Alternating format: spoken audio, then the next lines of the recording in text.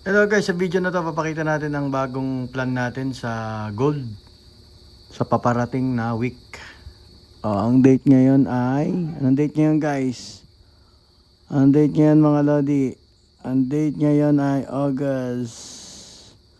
August ano na? Hindi nyo alam na.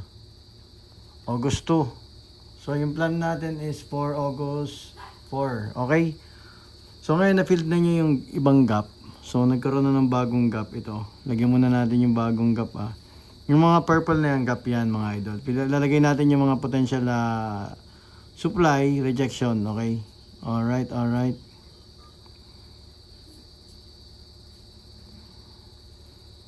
Lagay tayo mga idol. Ito muna. Unahin natin yung gap na yan. Yan. Yan muna yung gap. Okay. So okay na tong gap na to. Hindi pa niya na feel yung gap na yan. Tapos lagay tayo ng dito may demand na dito mga lodi. Yan, may demand pero hindi pa tested ulit. Ito pa lang. Yung this one, considered demand yan. Yung ganyang may yan. Demand to. So gagawin natin ng yan, demand yung area na yan lodi. So ito ay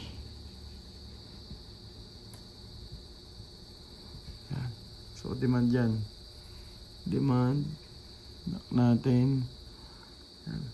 Malinaw na demand yan. Tapos dito may supply dito mga lodi. So hindi mo natin titingnan sa indicator mamaya check din natin lahat ng indicator mga lodi bells. Alright. Lagay din ng ito ano din to. Ito supply. Yung area na to supply yan. Ito ay supply. Okay. Ang supply natin. So potential may rejection dyan. Titingnan natin pag tumama dyan. Titingnan natin kung may rejection. Adjust ko itong Ito naman ay gap. Gap to mga idol. Gap. Gap yan. Tapos ito naman ay supply din. So, hindi pa tested Kaya plan pa lang natin. So, pag tumama dyan, check natin kung ano maging reaction sa mga nilagay nating markings ng supply and demand dito. Ito, supply ito mga lodi. Yan. Supply din yan. Tapos dito sa taas. So may taas. Yan, malinaw lang yan. Madaling makakita. May supply din dito. Lagay tayo ng isa pang supply.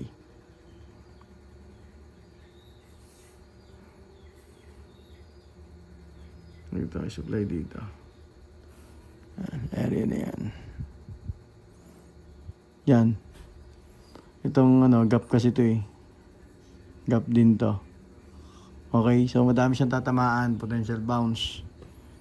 Pero kung ang gap na ito ay tanggalin na lang natin. Para tanggalin natin ito, hindi kayo malito masyado. So ayan.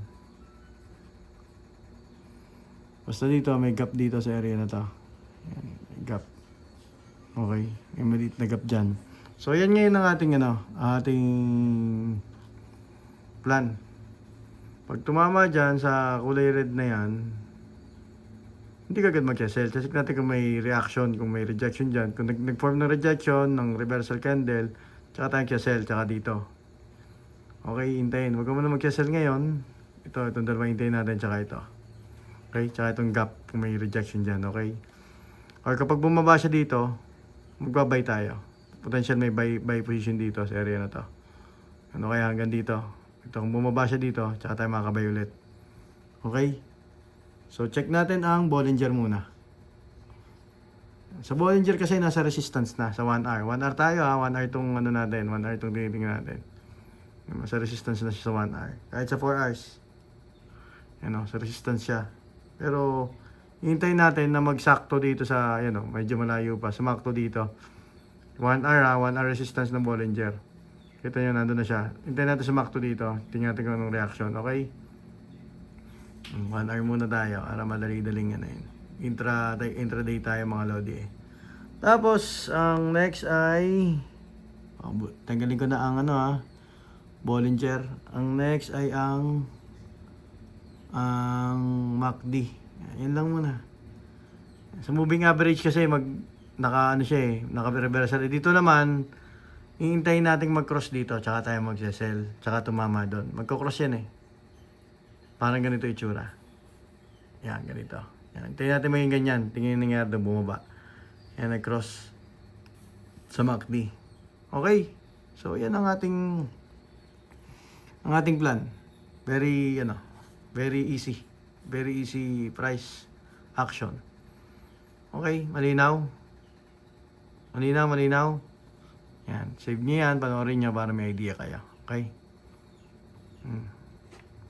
Alright, kita-kits on Monday. Pahinga muna kayo. O kaya mag-Bitcoin later. Peace out.